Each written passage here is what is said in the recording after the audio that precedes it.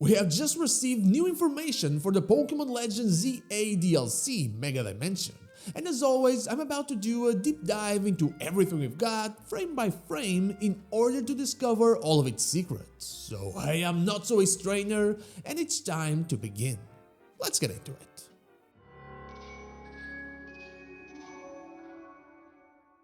The trailer begins with Team MZ meeting both the mythical Pokémon Hoopa and also a new character named Ansha. She bears some similarities to both Murray from Hoopa the Mischief Pokémon and also Diantha, the actress and Kalos champion.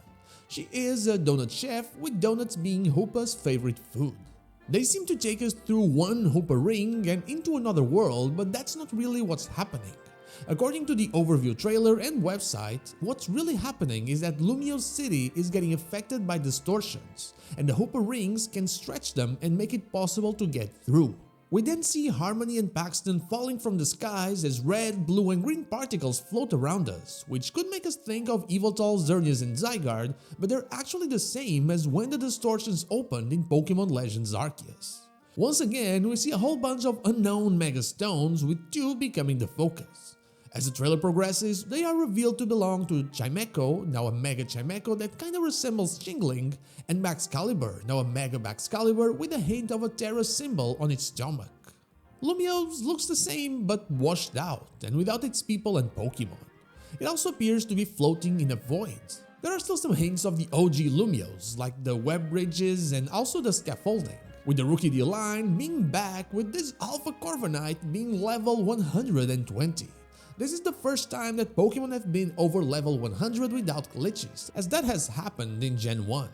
Some parts of the building in the back also seem to be glitching or not really there. The Mankey line is also back, as this level 142 Annihilate shows. It's important to note that its trainer appears to be a hologram. We then see a level 150 Auroras as well, and our Mega Starters are easily defeated. Here, we have our first glimpse of the real Lumiose City that seems to be looming over this Hyperspace Lumiose City. The next scene shows us a meeting at the Rust Syndicate offices, attended by Team MZ, Ansha and Hoopa, Philip and Corbo, as well as Vinny from Quasartico.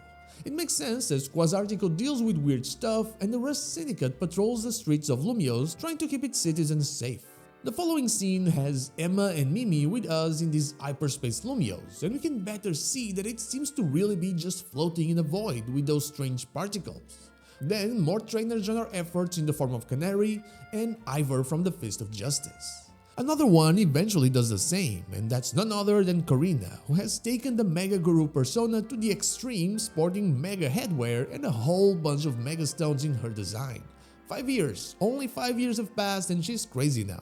I thought about trying to identify her Megastones, but when I looked closer, they didn't seem to really match anything, so I'm assuming a bunch of them are just unreleased Megas that exist outside of Lumiose City and that she, the new Mega Guru, knows about. The Golett line is also back, as this Golurk from the Holo Trainer shows us, and also the Muna line. We then have a few Mega battle scenes and our first in-game look at Mega Raichu X and Mega Raichu Y. I'd say they look better in-game, but that's already usually the case. It also appears that Aerodactyl spawns in the wild here.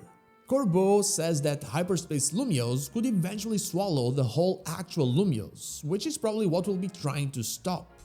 Then our friends start Mega evolving their Pokemon, and we appear to be in a rogue Mega battle with our rival and Karina by our side, possibly even the final boss, which should come out of that big ring. I can't help but notice that they seem to be on a very tall place, and it almost reminds me of the new, more metallic Prism Tower that's covered by vegetation.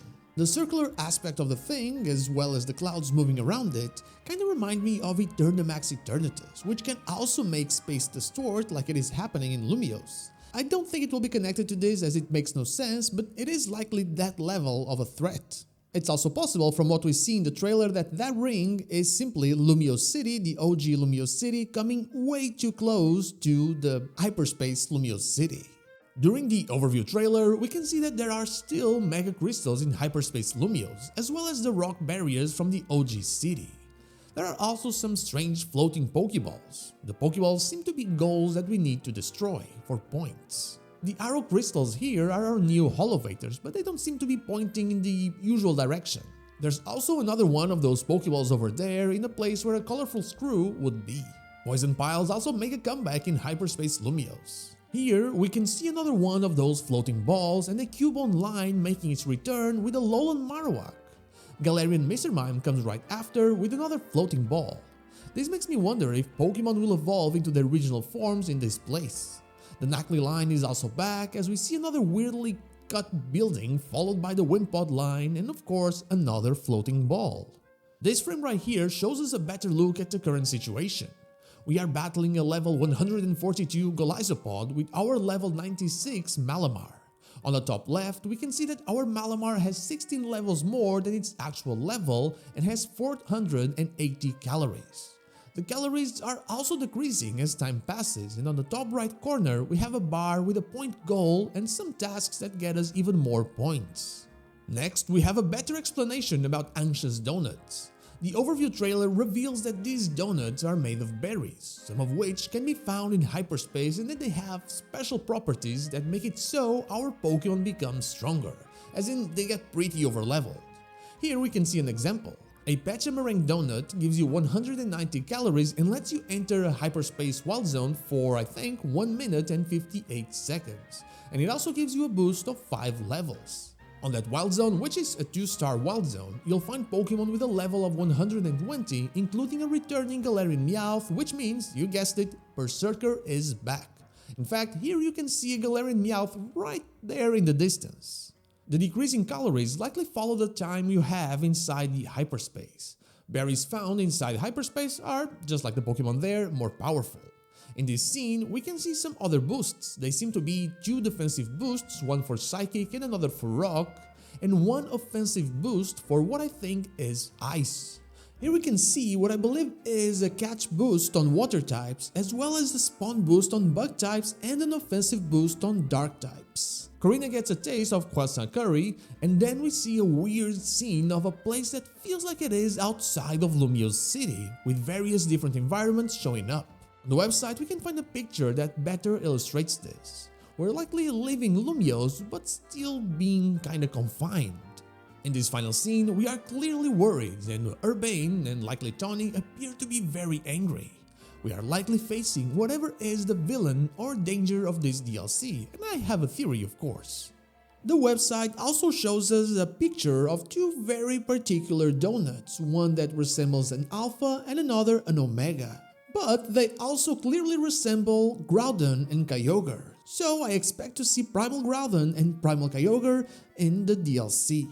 The website doesn't really tell us anything new besides the picture that I've talked about already. But the official Pokemon Japanese account has actually revealed that the next reveal will be on November 19th. And it appears that it will involve either 1 or more than 1 new Megas, so we got that to wait for. And now, did I miss anything? Please let me know if I did down below. And so that is all I have for you today. Thank you so much for watching, and I'll see you all on the next one.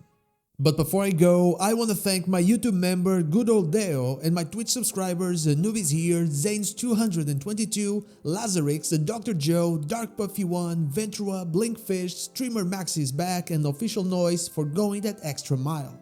Thank you so much for all of your support.